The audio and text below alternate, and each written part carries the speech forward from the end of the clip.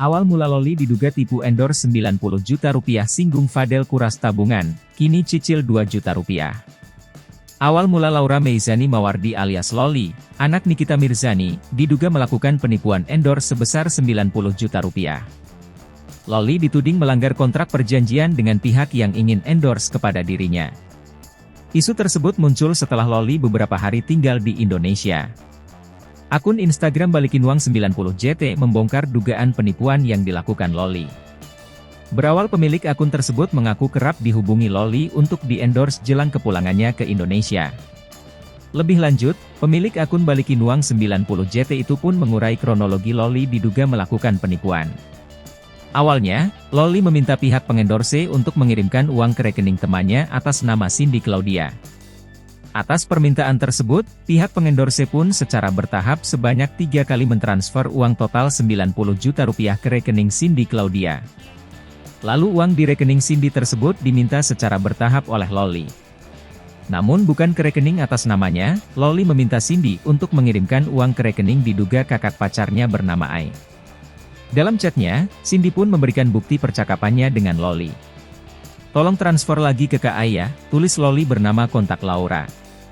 Terlihat dari bukti yang dilampirkan Cindy, ada bukti transfer dirinya ke rekening Ai sebanyak 4 kali. Pertama, Cindy mengirimkan 10 juta rupiah ke rekening Ai kakak pacar Loli.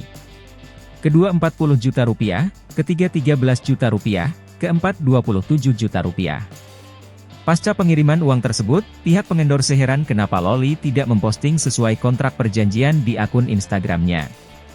Hingga akhirnya sang pengendorse kesal karena nomornya diduga diblokir Loli. Sementara Loli buka suara dan berbicara ke pihak pengendorse. Ditagih uang 50 juta rupiah sebagai cicilan, Loli menolak. Alih-alih bertanggung jawab, Loli malah menyinggung sang pacar, Fadel yang telah mengambil tabungannya. "Demi Allah aku orangnya irit banget dan suka nabung. Jadi 50 juta rupiah gak dipakai buat aku. Aku taruh di tabungan. Kalau berkurang itu pun karena pacar bukan aku," kata Loli dalam chatnya. Diakui Loli, ia tidak sanggup jika harus mengembalikan uang dari pengendorse tersebut. Loli pun terus beralasan bahwa uangnya sudah dipakai dan ia juga sedang kesusahan. Mendengar penjelasan Loli, pengendorse bernama Marisa itu pun heran. Ia mencium kejanggalan dari alasan Loli yang enggan bertanggung jawab. Loli mengaku pusing dengan kondisinya saat ini karena ditolak sang mama, Nikita Mirzani. Loli mengaku baru bisa mencicil 2 juta rupiah tiap bulannya. Meski begitu, hingga berita ini diterbitkan belum ada tanggapan dari Fadel.